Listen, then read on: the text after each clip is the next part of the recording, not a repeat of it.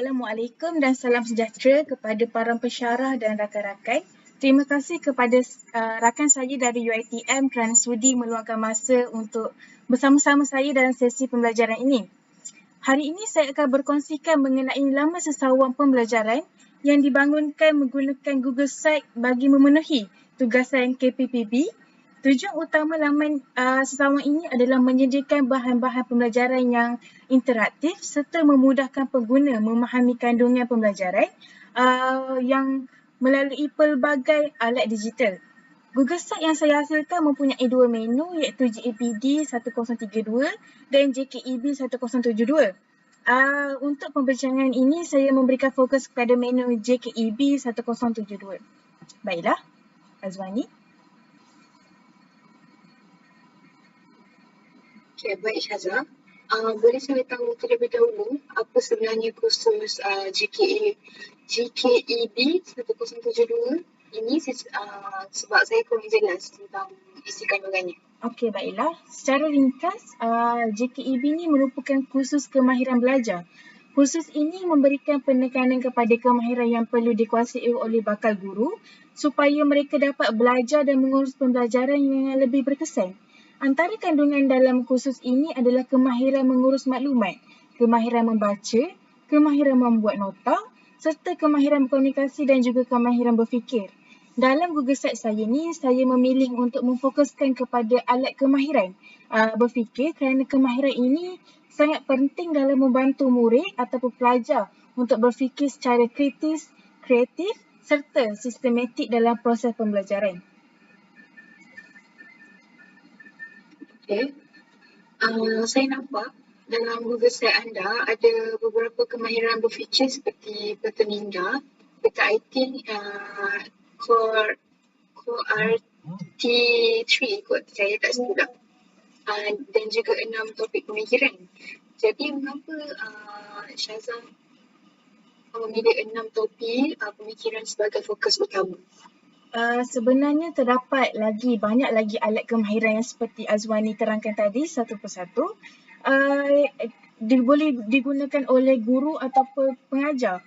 Namun saya memilih 6 topik pemikiran kerana alat ini membolehkan sesuatu isu dapat dilihat daripada 6 perspektif yang berbeza.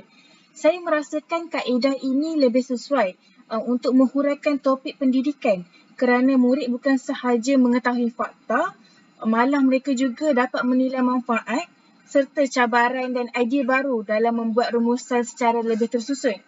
Oleh itu, saya menggunakan 6 topik pemikiran ini bagi menerangkan rancangan pendidikan Malaysia iaitu RPM untuk lingkungan tahun 2026 hingga 2035 dan mengaitkan dia dengan tema Hari Guru 2026 iaitu Guru Bitara Nadi Negara Menjana Transformasi Pembelajaran Digital.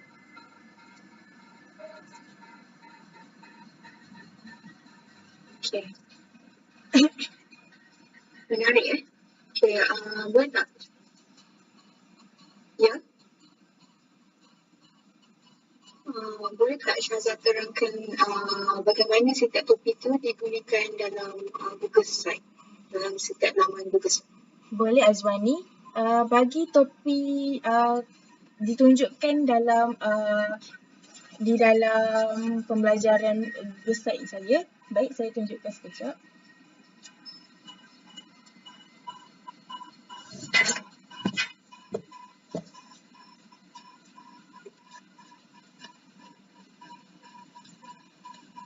Berikut merupakan di dalam Google Site saya ada paparkan. Berikut merupakan 6 topik pemikiran. Bagi topik putih, saya menerangkan fakta berkaitan RPM seperti tempoh pelaksanaan, objektif utama serta fokus dalam peningkatan kualiti pendidikan dan pembangunan guru dan transformasi digital. Seterusnya, kita boleh dilihat pada topik merah yang menerangkan kepada emosi dan perasaan. Saya menjelaskan bahawa guru dan murid mungkin berasa teruja dengan pembaharuan pendidikan digital, tetapi juga pada masa yang sama terdapat juga kebimbangan terhadap perubahan dasar serta pelaksanaannya. Seterusnya adalah topik kuning yang memfokuskan kepada manfaat. Antaranya ialah meningkatkan kualiti pembelajaran, memperkukuhkan kemahiran abad ke-21 dan melahirkan modal insan yang berdaya saing. Kemudian adalah topi hitam. Topi hitam ni melambangkan huraian kepada cabaran yang mungkin dihadapi seperti jurang digital, kekangan wang serta kesediaan guru dalam menyesuaikan diri dengan perubahan digital. Topik kedua terakhir adalah topi hijau. Saya mencadangkan beberapa idea baru seperti penggunaan kecerdasan buatan ataupun AI dalam PDP.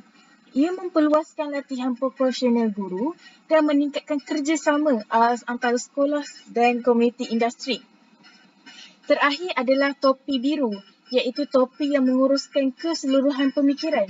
Topi ini digunakan untuk membuat rumusan bahawa kejayaan RPM ini bergantung kepada perancangan yang sistematik dan kerjasama semua pihak. Itu sahaja.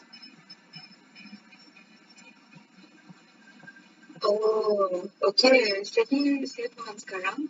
Selepas saya dengarkan kepada penerangan tersebut, saya rasa penggunaan 6 topi pemikiran memang sangat membantu. Grafik ini juga saya nampak terdapat beberapa bahan digital lain dalam Google Site anda.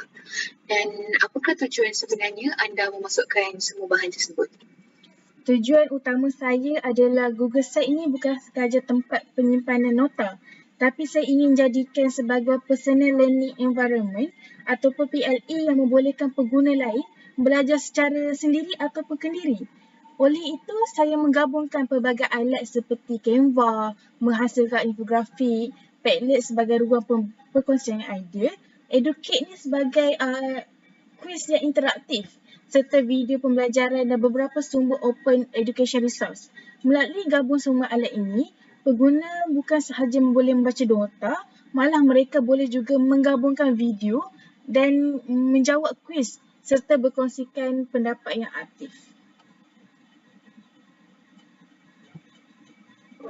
Saya bersetujulah dengan apa yang Syazah katakan tu.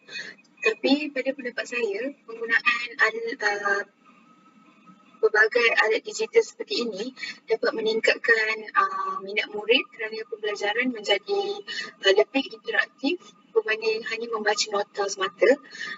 Dan selain itu juga, saya dapat melihat yang penggunaan teknologi ini sangat bersesuai dengan tema guru Mitara Nadi Negara menjana transformasi pembelajaran digital, kerana guru bukan sahaja menggunakan teknologi tetapi juga saya mengintegrasikan dalam proses PDP. Namun saya ingin bertanyakan satu soalan lagi kepada Syazah. Pada pendapat Syazah, apakah manfaat Google Site ini kepada guru dan murid? Bagi saya manfaatnya sangat banyak. Untuk guru, Google Site ini memudahkan mereka mengumpulkan semua bahan pembelajaran dalam satu platform supaya mudah diakses oleh pelajar pada bila-bila masa. Bagi murid pula,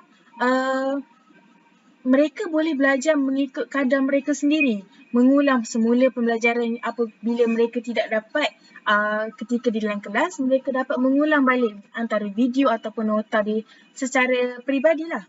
Dan menerokakan pelbagai bahan digital yang disediakan tanpa menggantung sepenuhnya kepada guru. Selain itu, penggunaan 6 topi pemikiran juga dapat membantu murid mengembangkan kemahiran berfikir mereka kepada peringkat aras tinggi, kerana mereka didedahkan dengan pelbagai sudut pandangan sebelum membuat sesuatu kesimpulan.